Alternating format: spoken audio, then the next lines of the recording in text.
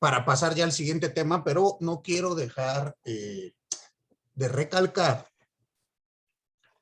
que el tema de la hacienda pública lo debemos de entender en sus 4 esferas. Recuerden que en materia fiscal siempre vamos a hablar de 4 esferas: federal, estatal, municipal y la Ciudad de México. Recuerden que la Ciudad de México tiene un régimen un tanto peculiar. Algunos de ustedes recuerdan cuando todavía éramos departamento del Distrito Federal, después Sí. Distrito Federal, cuando tuvimos el Estatuto del Distrito Federal, que era un documento medio raro, no sabíamos bien si era una constitución, si era un qué. Y hoy en día ya hablamos de una constitución de la Ciudad de México, con cierta autonomía, que nos hace pues estar como que en un punto medio. No somos todavía un estado autónomo como tal, pero tampoco somos un departamento como lo llegamos a ser.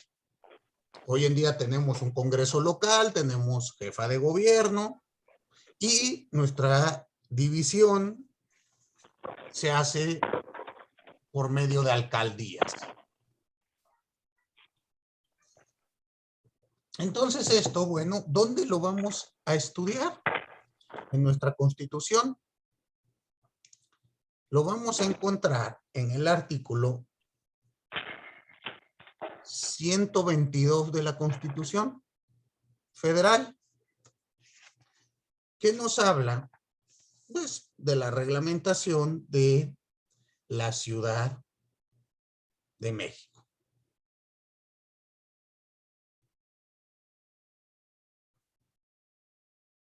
Y el tema de la hacienda pública de la Ciudad de México lo encontramos en el artículo 122, fracción quinta.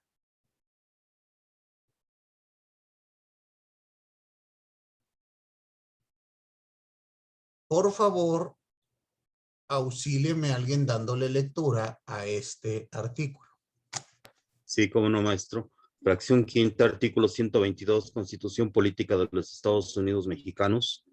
La administración pública de la Ciudad de México será centralizada y paraestatal. La hacienda pública de la ciudad y su administración serán unitarias, incluyendo los tabuladores de remuneraciones y percepciones de los servidores públicos. El régimen patrimonial de la administración pública centralizada también tendrá carácter unitario. La hacienda pública de la Ciudad de México se organizará conforme a criterios de unidad propuesta y financiera. Permítanme, perdón, presupuestaria, perdón, y financiera. Corresponde a la legislatura, es que se me mueve muy fea la pantalla, mil disculpas. Presupuestaria y financiera. Corresponde a la legislatura la aprobación anual del presupuesto de egresos. Perdón, se me va muy feo del presupuesto de egresos. Se me va, de egresos correspondiente al señalar las remuneraciones de servidores públicos. Deberán sujetarse a las bases previstas en el artículo 127 de esta Constitución. Los poderes legislativo, ejecutivo y judicial, así como los organismos con autonomía constitucional, deberán incluir dentro de sus proyectos de presupuestos los tabuladores desglosados de las remuneraciones que se propone perciban sus servidores públicos.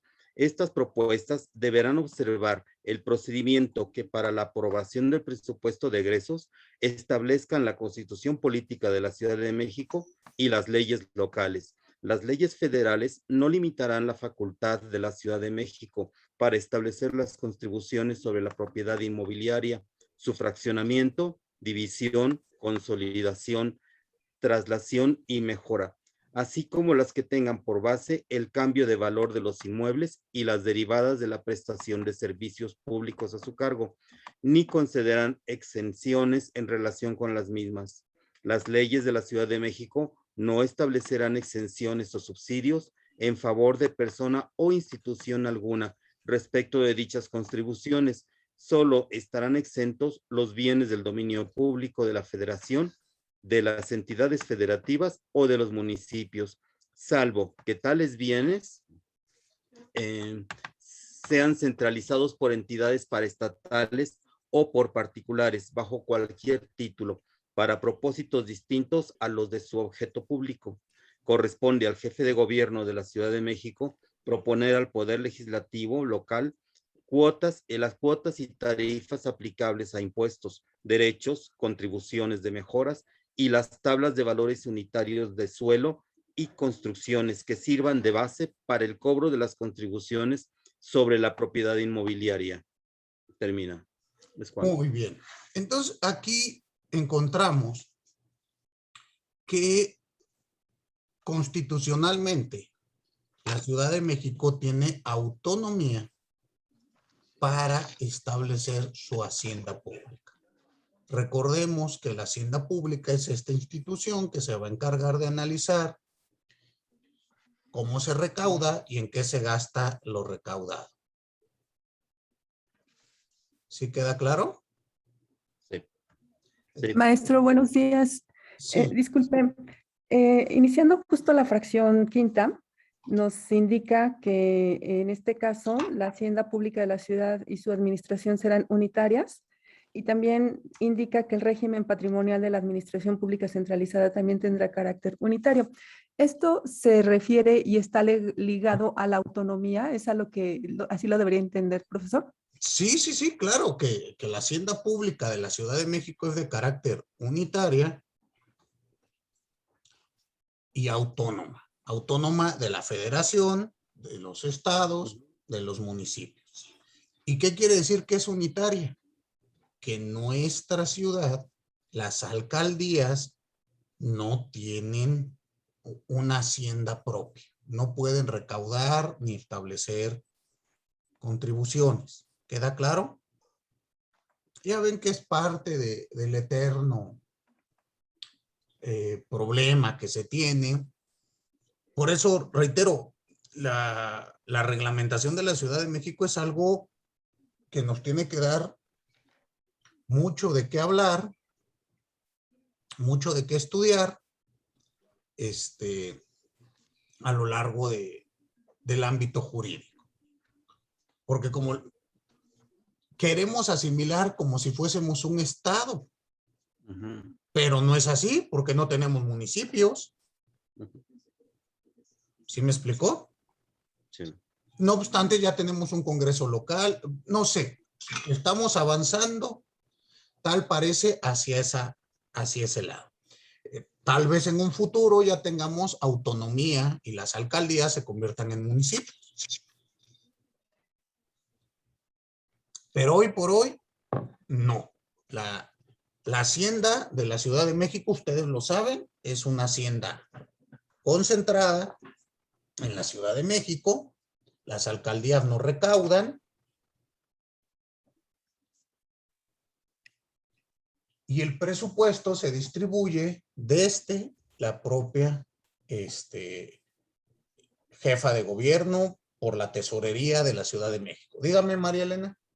Gracias. Y este planteamiento que usted hace respecto a las alcaldías, profesor, pues sería muy interesante porque actualmente percibo que hay incentivos políticos justamente para el reparto de recursos y otorgar a las alcaldías ciertos beneficios sociales y todo eso, pero también hay que reconocer que hay alcaldías que tienen, digamos, zonas que son interesantes en cuanto a la industria, o bien también hay otras alcaldías que tienen un número importante de personas que se trasladan para el trabajo. Entonces, eso también, el hecho de que se les dé esa autonomía, pues también las pondría en un plan muy interesante, probablemente como los municipios. Y actualmente, bueno, a lo mejor no vemos todavía esas bondades porque pues todo se trata de repartir de alguna manera de acuerdo a las necesidades que se perciben por el jefe o la jefa de gobierno, perdón, en este caso sí, la jefa de gobierno de la Ciudad de México. Entonces probablemente sí dé un giro importante si se llegara a hacer esto de que las alcaldías tuvieran una recaudación autónoma, llamémoslo así, ¿no? No sé qué opina usted. Reitero, habría que estudiarlo, habrá que analizarlo. A mí lo que me preocupa en ese sentido sería que esta autonomía, vamos a hablarlo netamente presupuestal, o autonomía de las alcaldías como tal, podría traer como consecuencia que hay alcaldías pues sumidas en una absoluta miseria. Y ese es el problema. Habrá alcaldías que no recauden nada, bueno, muy poco. Y habrá otras que recauden mucho. Y entonces, ¿cómo serán los servicios si así, teniéndolos concentrados, los servicios son pésimos? No sé, pero reitero, eso será cuestión del día de mañana que lleguen ustedes a jefes de gobierno, a jefas de gobierno, ya lo planteen o cuando estén en el Congreso. Necesito un análisis mucho más profundo que el que podemos hacer aquí en un ratito. Lo único que yo digo es, vean cómo ha sido la evolución. ¿Estamos? La evolución hoy en día constitucional que da origen a nuestra Código Fiscal de la Ciudad de México, la Ley de Ingresos para la Ciudad de México, etcétera, etcétera, etcétera, pues ha ido evolucionando. Reitero, aquí algunos recordarán cuando esto era departamento de la ciudad, departamento del Distrito Federal. Y ustedes dirán, sí, no, quién sabe, estábamos mejor, estábamos peor, no sé. Habrá que ver.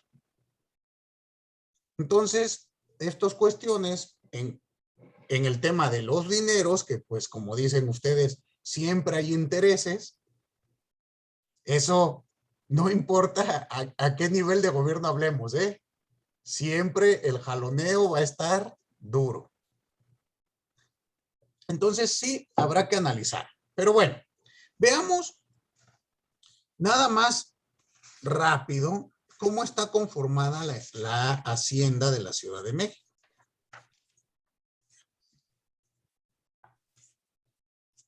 Muy bien. Y vamos a ver que se conforma por ingresos.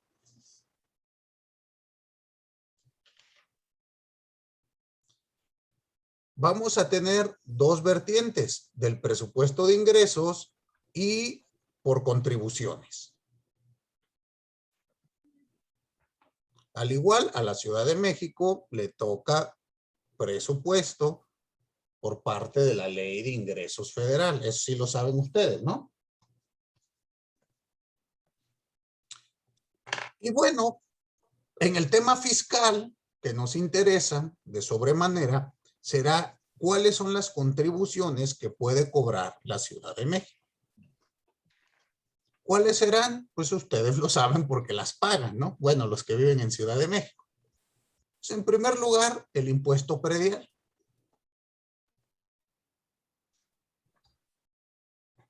Después, el impuesto de adquisición de inmuebles.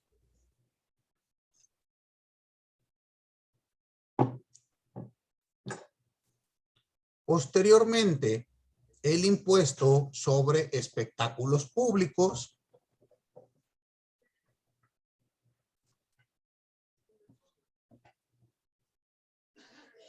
Después, el impuesto sobre loterías, rifas, sorteos y concursos.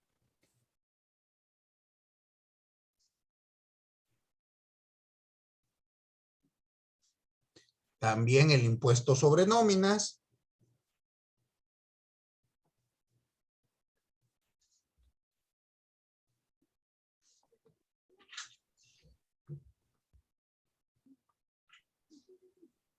Posteriormente,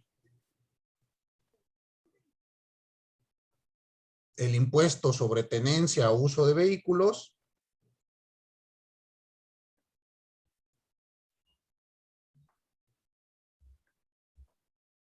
Y también ¿Por tenencia qué, perdón? la tenencia o el uso de vehículo. Gracias.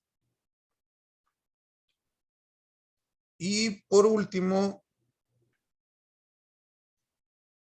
el impuesto por la prestación de servicio de hospedaje. Todos estos son impuestos, vamos a llamarlos locales.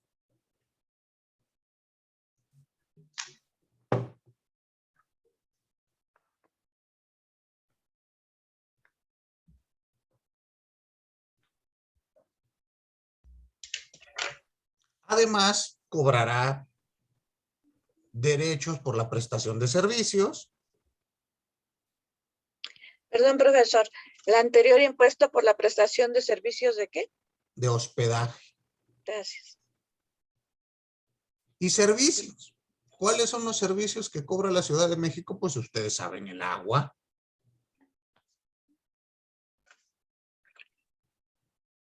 Los del registro civil.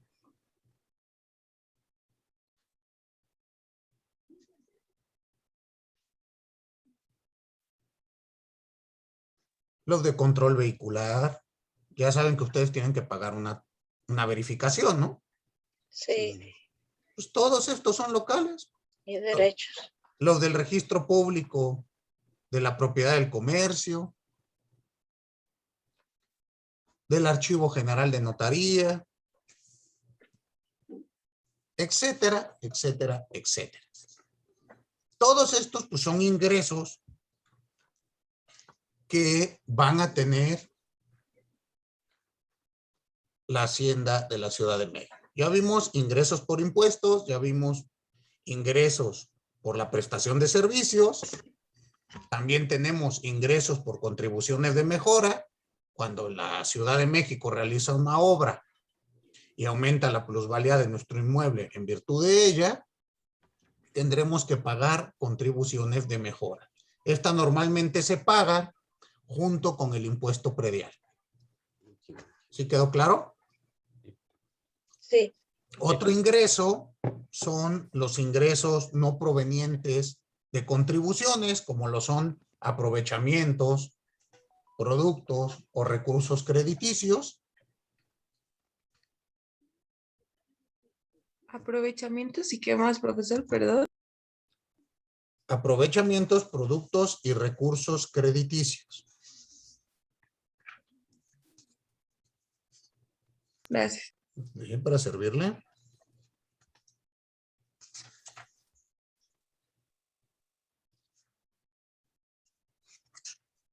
Todos estos van a ser los ingresos que va a tener la norma.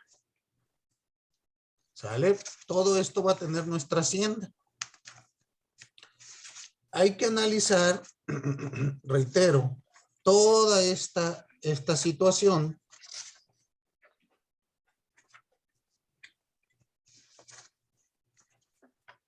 y cuáles serán sus egresos. Pues lo mismo, el pago de nómina, bueno, el pago de servicios que tienen que realizar a sus empleados, el pago de empréstitos públicos, obviamente, es decir, el pago de deuda pública y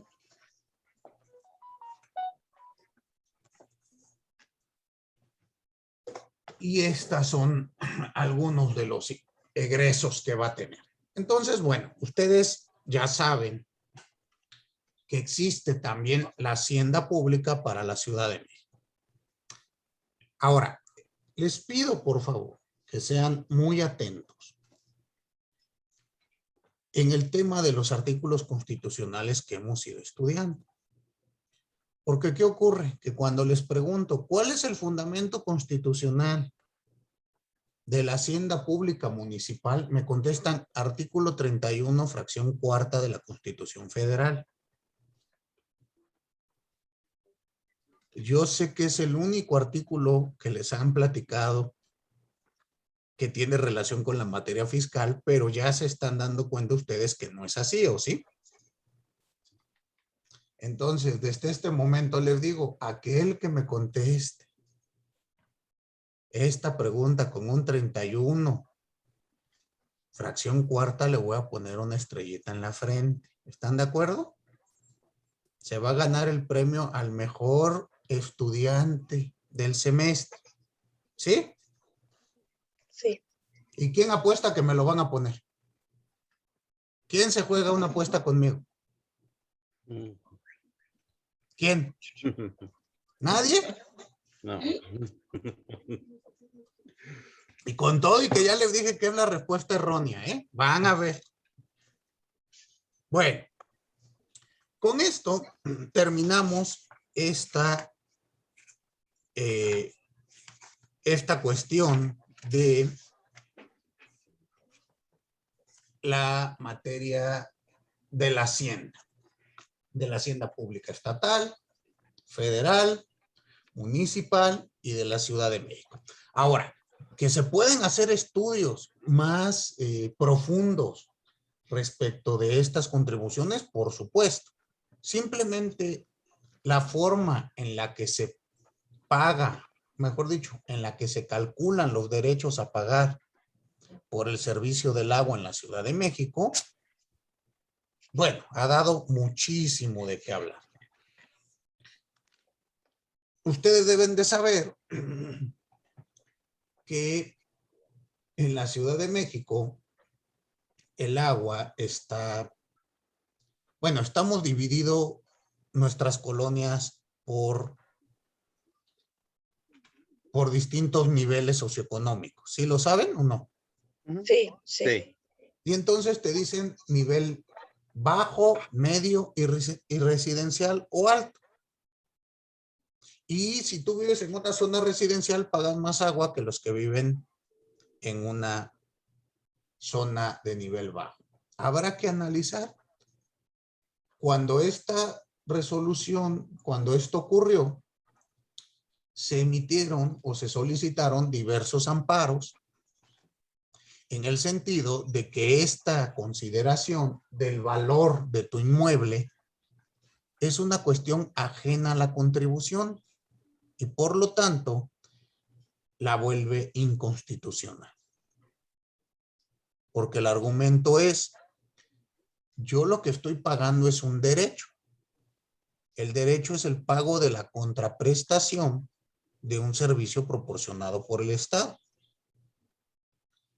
¿Qué tiene que ver si mi casa vale 5 millones de pesos o si vale 1 millón de pesos si el servicio es el mismo? Al respecto, pues hubo criterios encontrados, donde unos colegiados dijeron una cosa, otros dijeron otra cosa, y se está todavía en espera que se resuelva. Bueno, no recuerdo incluso si ya se denunció la contradicción. Algunos colegiados dieron la razón que esto es inconstitucional y otros no se han pronunciado. Muy bien. Entonces, esta es una circunstancia muy interesante. Déjenme, por favor,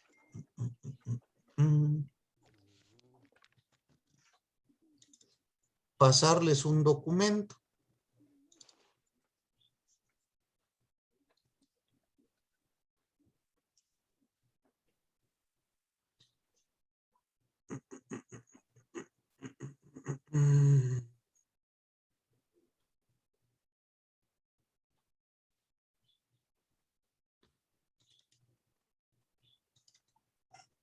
Vamos a iniciar el tema de los procedimientos fiscales.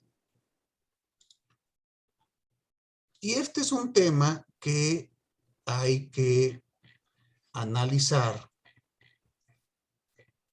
detalladamente. Para ello, les pido por favor, auxílienme compartiendo este documento que les voy a pasar aquí a nuestro chat de WhatsApp para que lo tengamos todos. Los que no se pudieron conectar hoy lo tengan ahí en el archivo y ustedes también lo tengan por cualquier cosa. Por favor, díganme si se compartió, dice procedimientos fiscales. Sí, Sí, profesor. se compartió. ¿Lo pueden abrir y decirme que se vea, que todo esté bien? Sí, sí se ve, profesor. Perfecto. Les decía, nuestra ley nuestro programa nos pide que ahora hablemos de los procedimientos en materia fiscal. Y para ello, pues tenemos que analizar los diversos procedimientos que se tienen en nuestro código. En este caso, Código Fiscal Federal. Y aquí ustedes van a encontrar que hay diversos procedimientos.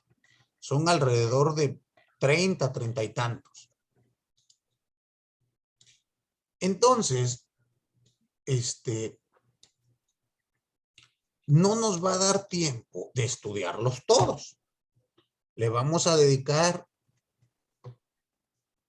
1 o 2 sesiones a estudiar alguno de ellos y ya después ustedes tienen que desarrollar los demás. ¿Estamos de acuerdo? Aquí en el documento que yo les doy vienen desarrollados estos de manera, vamos a llamarlo esquemática, donde nos permite ir contestándonos unas preguntas para entender el procedimiento. Es decir, para que esto no se haga tedioso, necesitamos hacerlo de una manera esquemática. De lo contrario, pues nos vamos a confundir entre tanta cosa. ¿Estamos? El maestro, don Cipriano Gómez Lara, que ustedes conocerán, cuando nos enseñaba derecho procesal nos decía, si no te quieres hacer bolas, mejor hazte cuadros. Y por eso nos ponía a hacer cuadritos de los procedimientos. Yo retomando la enseñanza del doctor, pues también los pongo a hacer cuadros a ustedes. Esto que yo les mando no es palabra de Dios, no está escrito en piedra, no es inamovible y no contiene verdad absoluta de nada. ¿Queda claro? Ok. Su obligación es tomar estos cuadros y hacerlos a su gusto. Estos cuadros yo no los elaboré, son elaborados por alguno de sus compañeros del semestre pasado. ¿Cuál es su obligación? 1, verificar si los artículos que están ahí están correctos. ¿Queda claro? Porque recuerden que esto cambia cada 6 meses. Entonces, hay que ver, no lo tomen por sentado nada de lo que está ahí. Y les voy a pasar otro documento que se llama Estudio Esquemático de los procedimientos fiscales, que también tiene la misma intención, que ustedes analicen los diversos procedimientos, nada más que este no viene, vamos a decirlo,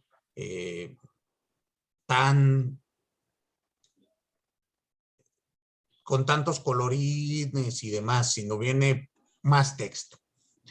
En este estudio esquemático que les envío, van a encontrar procedimientos, Código Fiscal de la Federación,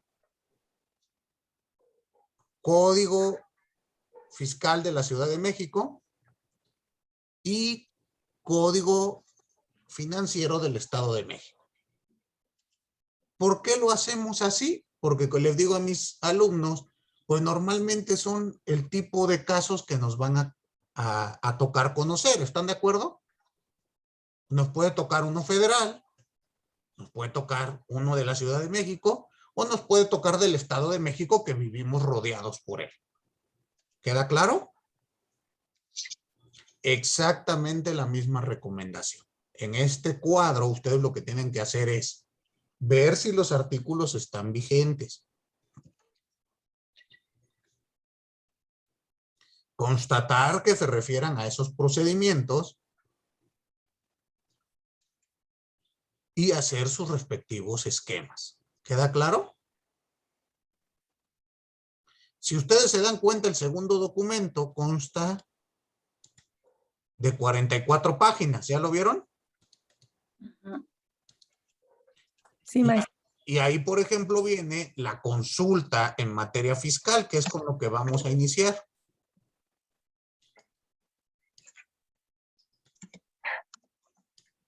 Incluso, miren, abriendo el cuadro, habrá que checar si todavía está en orden, porque leo yo que dice Código Fiscal del Distrito Federal. Entonces, ya desde ahí, pues nos tiene que brincar que ese cuadro no está actualizado. Reitero, ustedes lo tienen que actualizar, realicen sus respectivos cuadros y me los mandan para revisión. ¿Sale? Sí. Obviamente, pues esto les genera participaciones a quien desee hacer. Quien no lo quiera hacer, pues no pasa nada. Abre su código fiscal, lo lee y se lo aprende de memoria. Son como 300 artículos que hay que aprenderse. Entonces, pues, se los aprenden y ya no pasa nada. ¿Sí queda claro? Muy bien. Ahora, vamos a ver esto. ¿Cómo vamos a estudiar los procedimientos? Entender el tema de los procedimientos se vuelve un tanto complicado. Habrá que definir qué es procedimiento, qué es proceso, cuáles son los tipos de procedimientos que hay, para que ustedes entiendan de mejor manera este tema. Porque hablar del tema procesal en materia fiscal, pues es un tanto distinto de lo que hemos venido aprendiendo en las otras clases de derecho procesal. Dejen explicar por qué. Normalmente tenemos la idea que el derecho procesal es lo que se nos enseñó en derecho civil. Un conflicto entre A contra B. Adrián Polanco contra Romeo. Pero en materia fiscal ocurre que esto no es tan así. Porque para empezar, los conflictos que vamos a tener es Adrián Polanco contra la Hacienda Pública, ya sea federal, estatal, municipal o de la Ciudad de México. Y obviamente aquí, pues, tenemos que ver que no es lo mismo, ¿sí? Y va a cambiar entonces las reglas del juego. Por lo tanto, hay que estudiar el aspecto procedimental desde las vertientes de sus fundamentos dogmáticos. De nada sirve que ustedes se aprendan que en el artículo 34 viene el procedimiento de consulta si no saben la diferencia entre procedimiento y proceso. Ya entendiendo los sustentos ideológicos de cada una de estas figuras, va a ser mucho más sencillo que las puedan desarrollar. Entonces, vamos a iniciar la explicación de qué es el procedimiento, qué es el proceso. Y de ahí vamos a entender que hay procedimientos, como lo que vamos a ver en un inicio, que se llaman procedimientos de petición, como es una consulta. Pero habrá otro tipo de procedimientos, que sean procedimientos de revisión, llamados recursos o reacertamientos. Y habrá otros procedimientos que sean procedimientos cognitivos, llamados procesos.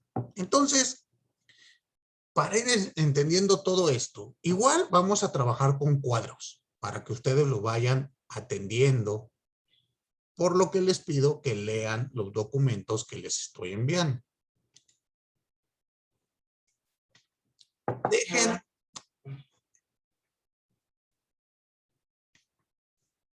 que les pase otro cuadro.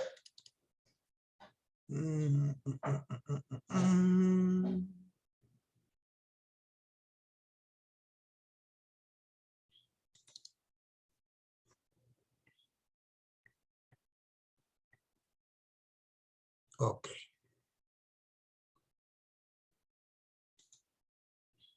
Este otro documento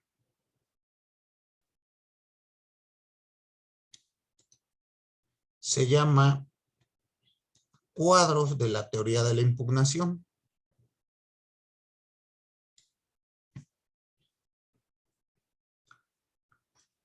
Para entender procedimientos en materia fiscal, vamos a ver que muchos de ellos son tendientes a la impugnación.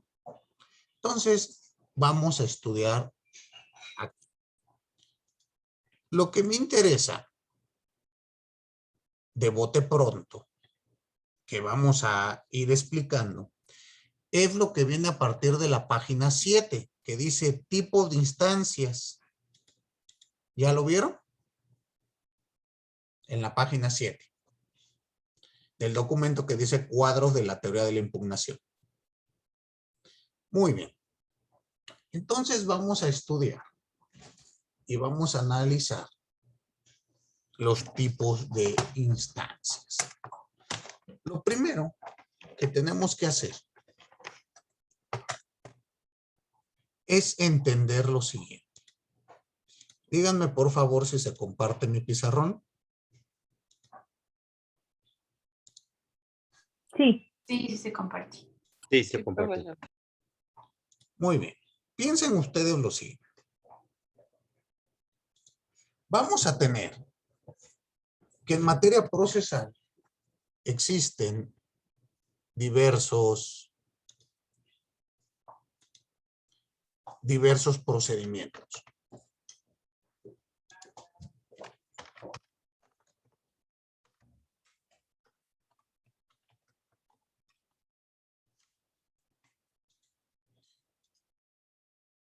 Vamos a establecer mediante un cuadro sinóptico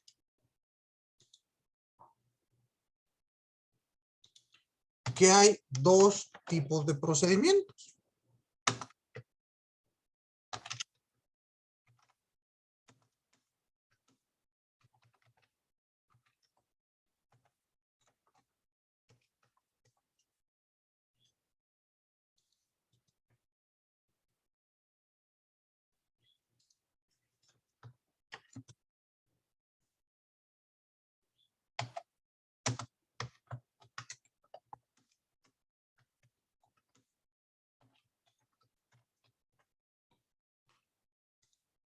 Miren, tenemos procedimiento, vamos a decir que es el género,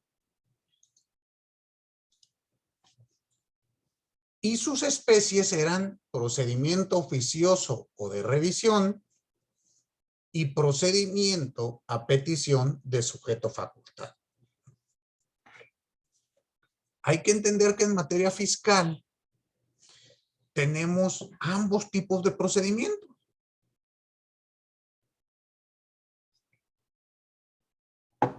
Por eso les decía yo que no es correcto únicamente hacer una analogía entre lo que se nos enseñó en el proceso civil con lo que pueda pasar en el proceso fiscal. ¿Por qué? Porque en el proceso civil pues, es muy difícil que aparezca un procedimiento oficioso o de revisión. Estos consisten en aquellos que la autoridad inicia sin que nadie se los pida. Entonces va a ser prácticamente imposible que aparezca. En cambio, en materia fiscal, una revisión de gabinete, una visita domiciliaria, son el pan nuestro de cada día. Y yo no fui y le dije a la autoridad fiscal, oye, denme a revisar porque, ¿qué crees que no estoy cumpliendo con mis obligaciones? ¿Se dan cuenta cómo es distinto? Entonces vamos a ir sentando las bases de esto. Pero por otro lado, hay procedimientos que forzosamente los tiene que iniciar el contribuyente o el sujeto facultado para que avance. Uno de ellos, la consulta, que es el primero que nos piden que les enseñe. ¿Qué es la consulta? Ir y decirle a la autoridad, oye, ¿esto lo estoy haciendo bien o lo estoy haciendo mal?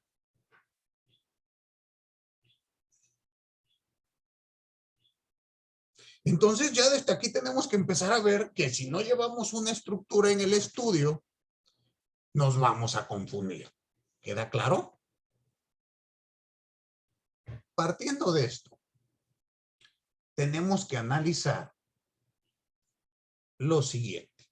En los cuadros que les di, el modo para que ustedes vayan entendiendo los procedimientos es el estudio de los presupuestos procedimentales que permiten que llegue a la vida jurídica cualquiera de ellos. Pero como esta palabra de presupuestos procedimentales ya como que nos genera cierta repulsión, lo he cambiado por preguntas. Y creo yo que es más fácil aprendernos preguntas que aprendernos presupuestos procedimentales. Esto es para fines meramente didácticos. ¿Queda claro? Dígame, María Elena.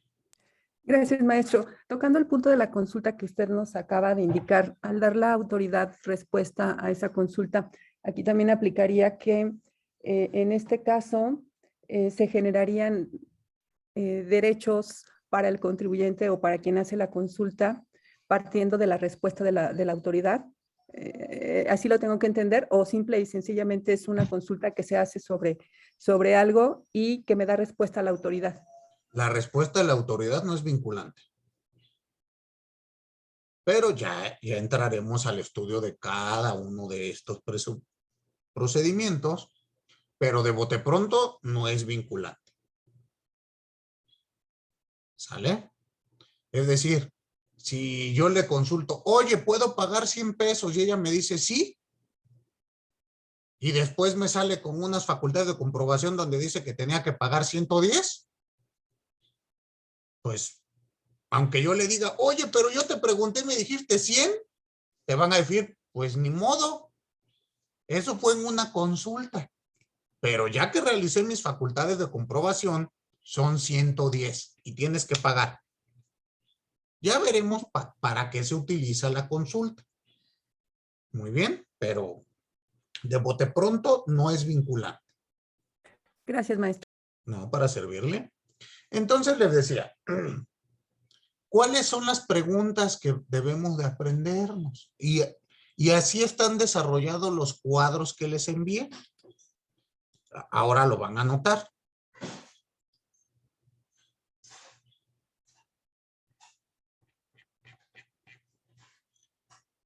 Las preguntas van a ser, ¿quién promueve?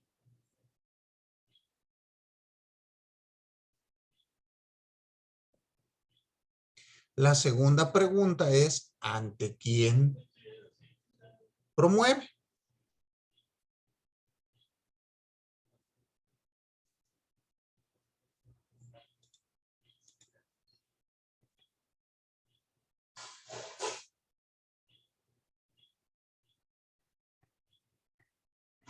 Profesor, buenos días. ¿Puede repetir la primera pregunta? Sí, ¿quién promueve?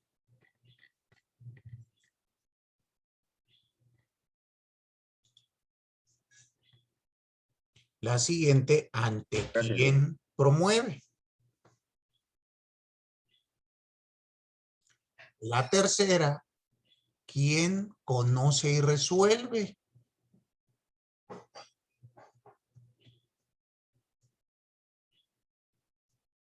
La cuarta forma de interponerlo o forma de promover.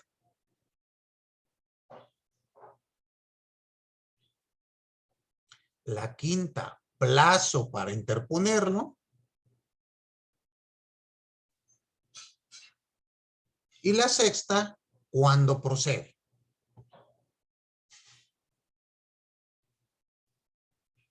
Estas 6 preguntas, cada una es correlativa a un presupuesto procedimental. La primera, ¿quién promueve? Se refiere a la legitimidad para iniciar un procedimiento. Pero si yo les empiezo a hablar de legitimidad activa en la causa y sus requisitos procedimentales, pues como que los voy a aburrir, ¿verdad? Entonces mejor lo vamos a explicar con esta pregunta. ¿Quién promueve? Y así cada una de ellas. ¿Ante quién? Se refiere a la competencia. Competencia material, competencia subjetiva, etcétera, etcétera, etcétera. Dígame, Sandra.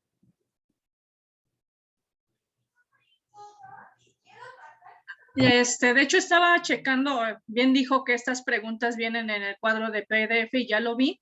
De hecho, falta la de ante quién promueve. De hecho, falta el número 3, se salta de la 2 a la 4. Es 1, 2, 4 y esa de ante quién promueve no está. Digo, para que no se vayan también, nos vayamos con la finta de que sí está esa pregunta, ahí en esos cuadros no está. ¿Y qué les dije? ¿Que esos cuadros para qué son? Sí, no, sí.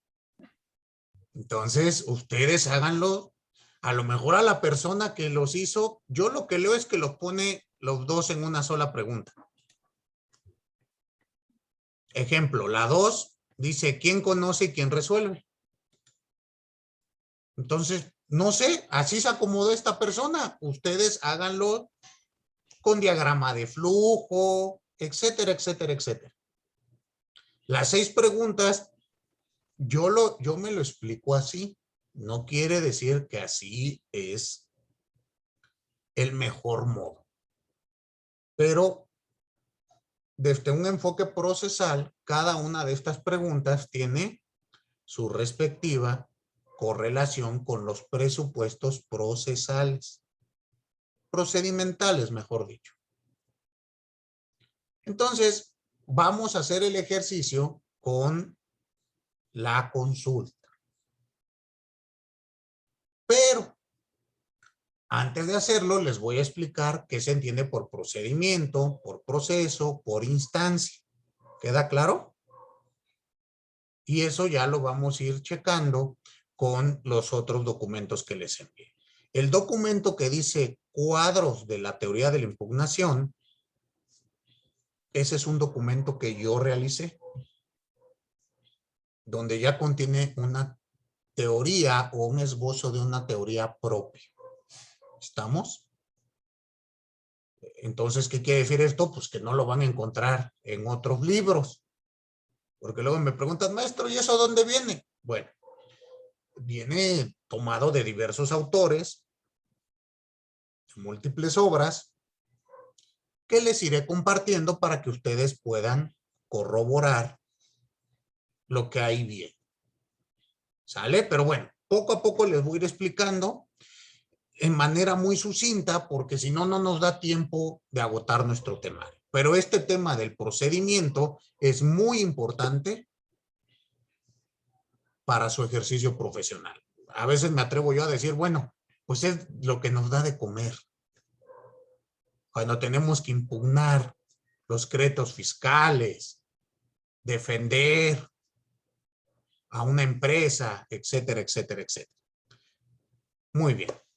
Bueno, háganme favor de enviar estos mismos documentos al chat de WhatsApp y se nos ha terminado el tiempo por el día de hoy. Les agradezco a todos y a todas su atención. Muchísimas gracias. Nos vemos. Hasta luego. Gracias, Gracias, buen día. Gracias, profesor. Buen día. Gracias, profesor. Buen día. Hasta luego, buen día. Hasta luego. Hasta luego, buen día. Hasta luego a todos, buen día.